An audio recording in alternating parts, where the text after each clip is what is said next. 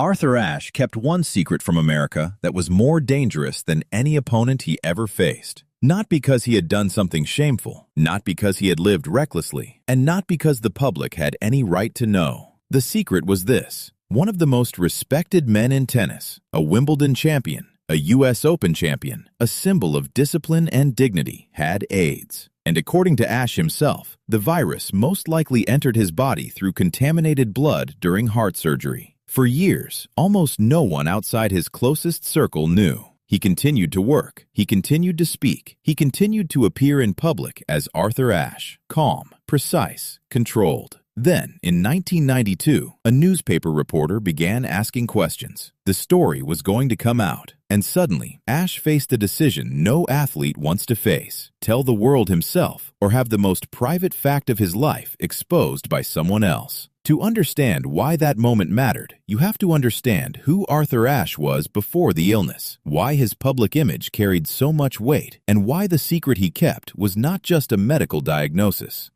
It was a collision between fame, privacy, race, fear, and the brutal panic surrounding AIDS in America. Arthur Ashe was not built like the loudest star in the room. He was not famous because he shouted. He was famous because he rarely had to. On court, his style was controlled. He looked measured even under pressure. He served, moved, and thought like a man who trusted patience more than spectacle. And off court, that same control became part of his identity. He was born in Richmond, Virginia in 1943, in a segregated America where many doors in tennis were closed before a young black player even reached the gate. Tennis at that time was not just a sport of rackets and lines. It was a country club world shaped by money, access, and race. Ashe's rise through that world was not normal. It was not easy, and it was not accidental. He became one of the few black players to break through at the highest level of the sport. In 1968, he won the first U.S. Open of the Open era. That detail matters. The tournament itself was entering a new age, and Ashe's victory put him at the center of it. He was also still connected to the amateur system at the time, serving in the U.S. Army, which made the moment even stranger. He won one of tennis's biggest prizes, but the professional money and the structure around the sport were changing around him. Then came more proof that this was not a single lucky run. In 1970, Ashe won the Australian Open. In 1975, he won Wimbledon, defeating Jimmy Connors in a final that is still remembered as one of the sharpest tactical performances in the tournament's history. Connors was younger, aggressive, explosive. Ashe did not try to overpower him in the obvious way. He changed pace. He disrupted rhythm. He pulled Connors into a match that rewarded thought over force. That Wimbledon win made Ashe not only a champion, but a figure who could not be ignored. He was the first black man to win the singles title at Wimbledon. He had already made history at the U.S. Open. He had become a Davis Cup leader. He had become a symbol. But the word symbol can flatten a person. Ashe was not just a polished image. He was also political, but in a particular way. He spoke against apartheid in South Africa. He used his standing to push for access, fairness, and accountability. He could be forceful without performing rage. He could be direct without wasting words. That was part of what made him so powerful. Arthur Ashe seemed to many Americans like the ideal champion. Intelligent, restrained, honorable, almost impossibly composed. And that image would later make his private diagnosis even more shocking to the public. Because in the early years of the AIDS crisis, America was not simply afraid of a disease. America was also trapped in stigma. AIDS was widely misunderstood. It was linked in public conversation to groups that were already judged, ignored, or politically attacked. Many people treated the diagnosis as a moral verdict instead of a medical reality. People with HIV or AIDS were often blamed, isolated, and turned into headlines before they were treated as human beings. So when Arthur Ashe learned he had HIV, he did not just receive a medical diagnosis. He received a burden that, if revealed, would be interpreted through all of America's fear. The path to that diagnosis began with his heart.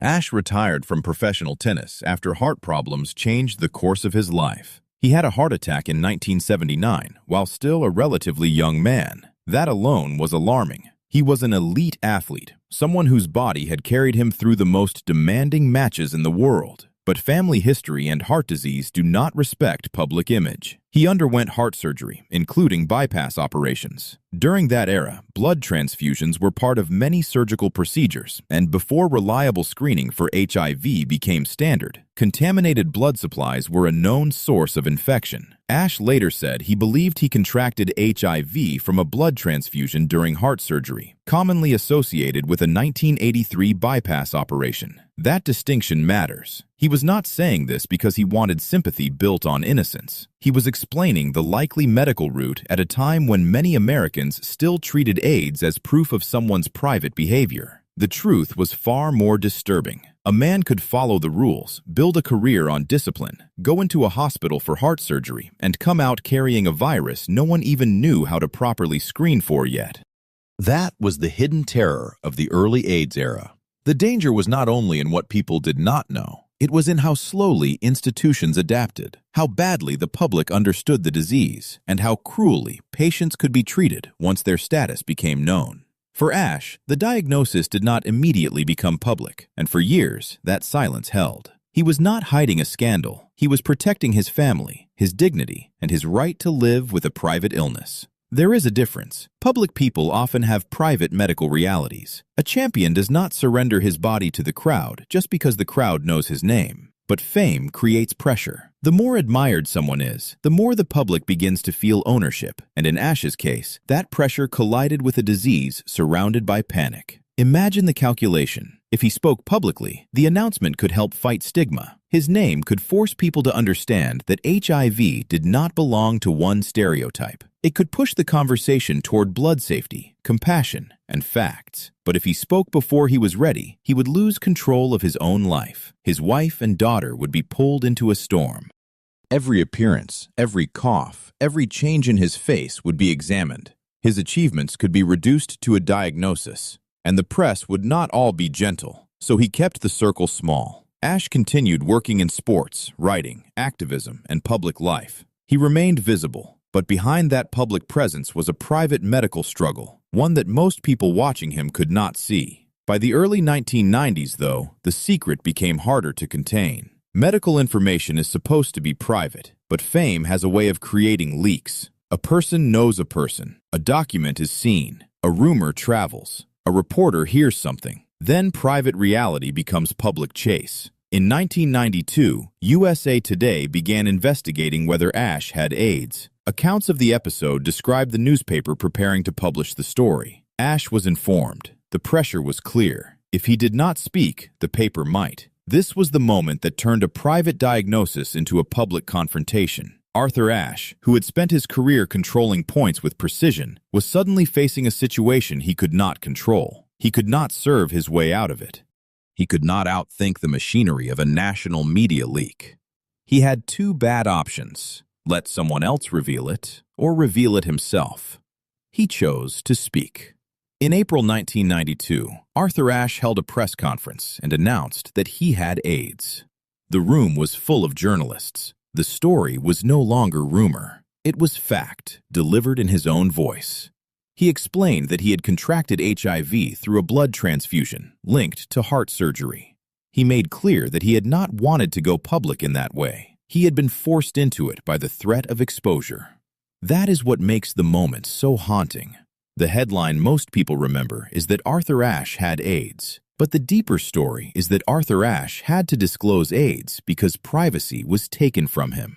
He was not only fighting illness, he was fighting the idea that a famous person's medical condition belonged to the public. And he did it in the middle of a national atmosphere that could turn sickness into suspicion. The press conference did not look like a man begging for pity. Ashe was composed, as he had been so many times before, but composure should not be mistaken for ease. He had to stand before America and tell strangers about the most intimate fact of his life, because the alternative was to be exposed by a newspaper. The ethical question was immediate. Did the public have a right to know? Some argued that because Ashe was a public figure and because AIDS was a major public issue, the story had news value. Others saw the situation as a violation, A newspaper forcing a private citizen, even a famous one, to reveal medical information before he was ready. Ashe himself was angry about how it happened, not because he believed AIDS should never be discussed. In fact, after the announcement, he became one of the most important public voices in the fight for AIDS awareness. But there is a difference between choosing to speak and being cornered into speaking. That difference is the heart of the story. After the announcement, the public reaction was complicated. Many people responded with sympathy and admiration. Ashe had spent decades building moral credibility, and his calm honesty carried force. For some Americans, his diagnosis broke through old assumptions. If Arthur Ashe could have AIDS, then the disease could not be dismissed as someone else's problem. But stigma did not disappear because one respected man spoke. The early 1990s were still full of fear. HIV was still widely misunderstood. Treatments were limited compared with what would come later. An AIDS diagnosis carried a heavy emotional and social weight. Ashe's presence changed the conversation, but it did not erase the cruelty surrounding it. What he did next is important. He could have retreated. Many would have understood if he had. He had already given the public more than it deserved. He had already spent a lifetime carrying burdens that other athletes never had to carry. Instead, Ashe turned his forced disclosure into public work. He spoke about AIDS awareness. He pushed for education. He helped create the Arthur Ashe Foundation for the defeat of AIDS. He used his name to fight the silence and misinformation that made the disease even more dangerous. This was not a simple inspirational arc. It was not, bad thing happens, hero turns it into good, as if that cancels the harm. The harm remained. His privacy had been invaded. His body was failing. His family was exposed to public attention they had not asked for. And he was living with a disease that, at that time, carried a grim prognosis for many patients. But Ashe's response showed the same pattern that had defined his life. He did not confuse control with comfort. Control for him meant choosing the most principled action available under pressure. On court, against Connors at Wimbledon, that meant refusing to play the match his opponent wanted. In life, against segregation, apartheid, and public indifference, it meant using status as leverage. And after his AIDS diagnosis became public, it meant turning a humiliating loss of privacy into a campaign for truth. Still, we should be careful not to make him too smooth, too saintly, too easy to admire. Arthur Ashe was a human being, not a monument. He had anger. He had limits. He had the right to be tired. The danger with figures like Ashe is that history polishes them until their pain becomes useful to everyone except them. His AIDS announcement was not valuable because it gave the public a moving scene. It was valuable because it forced the public to confront several uncomfortable facts at once. First, HIV could affect people outside the stereotypes many Americans had accepted. Second, blood safety was not an abstract policy issue. It had consequences for real people, including a man who had trusted a medical system during heart surgery. Third, privacy still mattered, even when the person involved was famous. And fourth, dignity is not the same as silence. Ashe had kept his diagnosis private. That was his right. Once forced to speak, he did not deny reality. He did not let shame define the story. He used the truth without pretending the way it came out was fair. That balance is rare. The public often wants a clean moral. Either the press was wrong and Ashe was only a victim, or the disclosure was useful and therefore justified. But real life is harder. Yes, his public announcement helped educate people. No, that does not mean he should have been pressured into making it. A good outcome does not automatically excuse the method that produced it. That is one of the most important lessons in the Arthur Ashe story. The fact that America learned something from his diagnosis does not mean America was entitled to it. His illness also changed how people looked back at his career. The calm that had once seemed like just a playing style began to look like a life strategy. Ashe had learned early that emotion, if displayed in the wrong room, could be used against him. As a black athlete in an overwhelmingly white tennis establishment, he had often been expected to be excellent and controlled at the same time. Too angry and he could be dismissed. Too quiet and he could be ignored. Too political, and he could be told to stick to sports. Too successful, and he could be turned into an exception that allowed others to avoid discussing the system around him. So Ashe built a public language of restraint. That restraint did not mean he lacked conviction. It meant he understood the costs of being misunderstood. When AIDS entered his life, that same restraint became both shield and burden. It helped him speak with clarity when the story broke. But it may also have made the public underestimate how violent the intrusion felt. People saw the composed man at the microphone. They did not necessarily see the father, husband, patient, and private citizen who had been pushed there. The timeline after the announcement moved quickly. Ashe continued advocacy. He continued speaking. He worked on projects that mattered to him, including writing and public education. His health, however, was fragile. In February 1993, less than a year after his public announcement, Arthur Ashe died of AIDS-related pneumonia. He was 49 years old. That number still lands hard. 49.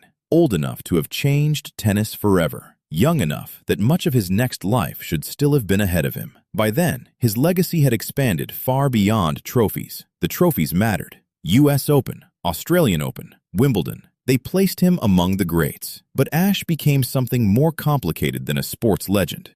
He became a test of how America treats excellence when excellence comes from someone it once tried to exclude. He became a test of how America treats illness when illness is surrounded by fear. And he became a test of how America treats privacy when privacy stands in the way of a headline. That final test is still with us. Today, the language around HIV is different. Medical treatment has advanced enormously. Public knowledge is better, even if stigma has not vanished. But the pressure on public figures to reveal private health information has only grown. The tools have changed. Instead of one newspaper preparing a story, there are phones, leaks, social media accounts, anonymous posts, hospital rumors, and endless speculation. The machine is faster now. The appetite is larger. The boundary between concern and entitlement is thinner. Arthur Ashe's story asks a question that still matters. When does public interest become public intrusion? It is easy to answer when the person is not famous. Most people agree that medical records should be private. But when the person is admired, watched, and discussed, many begin to make exceptions. They say the public cares. They say the person is a role model. They say the truth will help others. Sometimes those things may be true, but they do not erase consent.